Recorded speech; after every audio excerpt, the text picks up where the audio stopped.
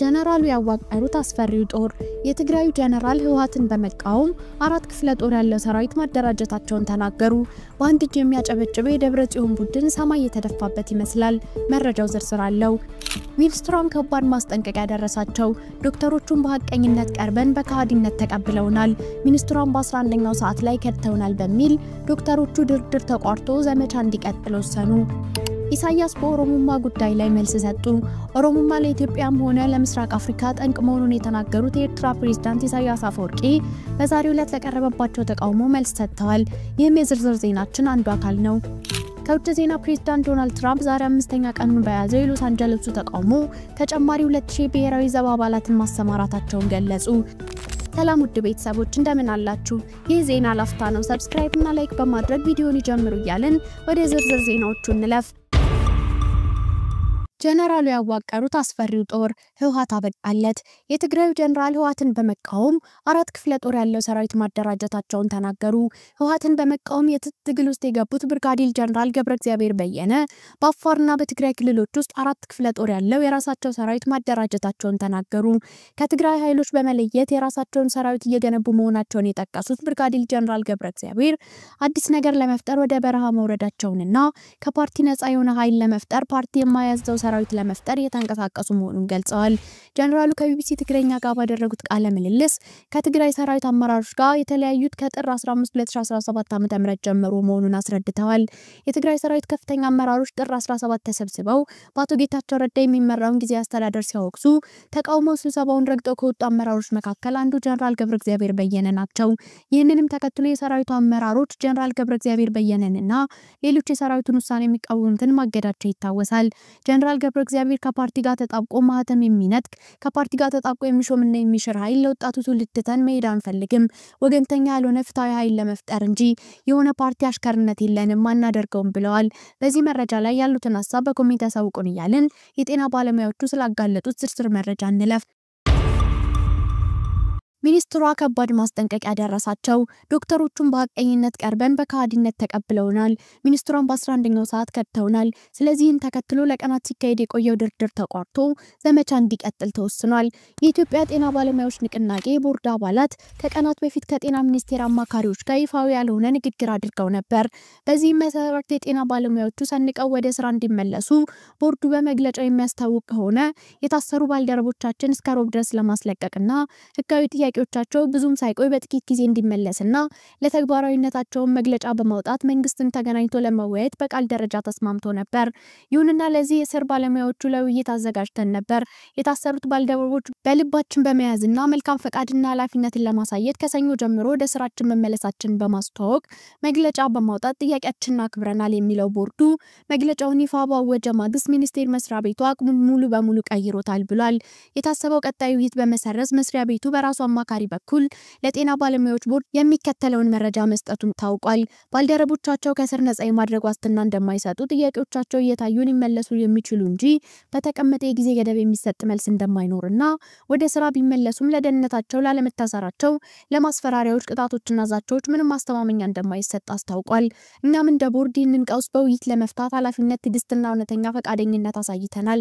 ሚኒስቴር መስሪያ ቤቱ ግን በድርጊቱና በዝምታ በግልጽ እንዳሳየው የሀገሪቱን የጤና ስርዓት የሚያገል ባለሙያዎችን ለመጠበቅ ለማዳመጥ ወይም ለመደራደር ፈቃደኛ ለመሆኑን በግልጽ አሳይቷል።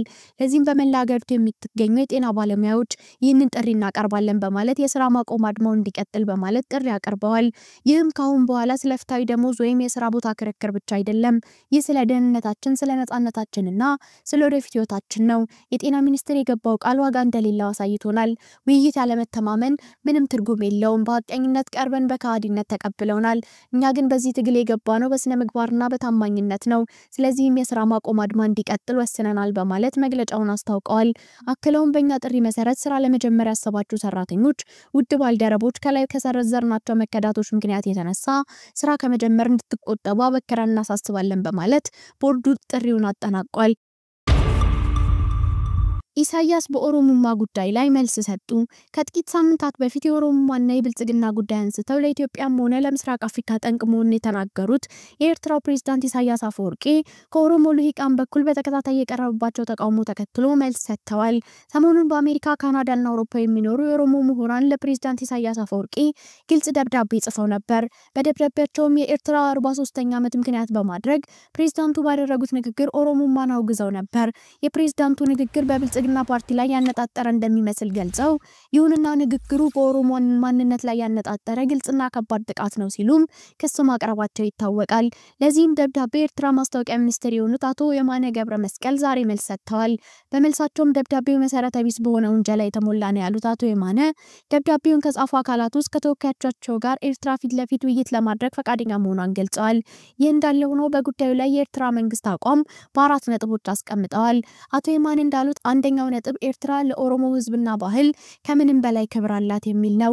ሁለተኛው ነጥብ ደግሞ ኤርትራ ለኢትዮጵያ ህዝብ በተለይ ለኦሮሞ ህዝብ ትግል ከፍተኛ ድጋፍ ስታደርግ መቆየቷን የሚያስረዳ ሲሆን በሶስተኛነት ፕሬዝዳንት ኢሳያስ ስለ ኦሮሞማ ፖለቲካ ያነሱት ለኦሮሞ ህዝብ ያላቸውን ክብር በሚቀንስ መልኩ አለመሆኑን ነው። እንደ አቶ የማነ አባባል ፕሬዝዳንት ኢሳያስ ኦሮሞማ ፖለቲካ ፓርቲ ያሉት ባለፉት ጥቂት ዓመታት የማንም ውክልና የሌለውን በኢትዮጵያ ውስጥ የሰፈነውን ርዕዮተ ዓለም ለመግለጽ ነው። በአራተኛነት አቶ የማነ ያነሱት ደግሞ ኤርትራ በአፍሪካ ቀንድ ላይ ሰላምና ፍትህ እንዲሰፍን ያለማመንታት ቁርጠኛ ነች የሚል ነው።